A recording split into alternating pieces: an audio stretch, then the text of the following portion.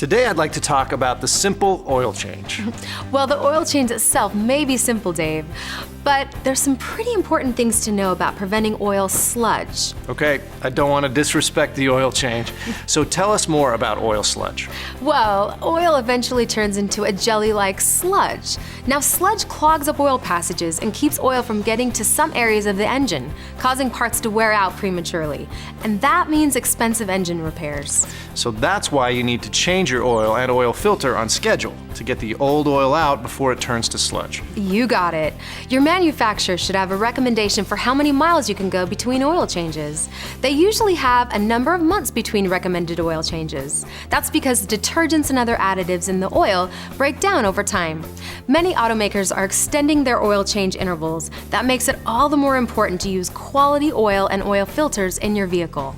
So give us more detail on the recommended oil change intervals. Well, it can be complicated. Your owner's manual will have a recommendation for time and mileage, but you need to remember that it's based on using the recommended weight of oil. And if your vehicle came from the factory with synthetic oil, the recommended intervals assume you continue to use synthetic. What about how you drive? Does that affect your oil change interval? Yeah, how you drive can have a big effect.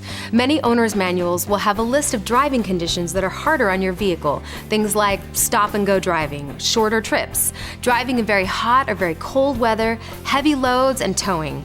If some of your driving fits this, you may need to change your oil and do other maintenance on a shorter schedule. Okay, now that is starting to sound more complicated. It can be. Some vehicles have an oil life calculator that takes all of these factors into account and tells you when you should change your oil.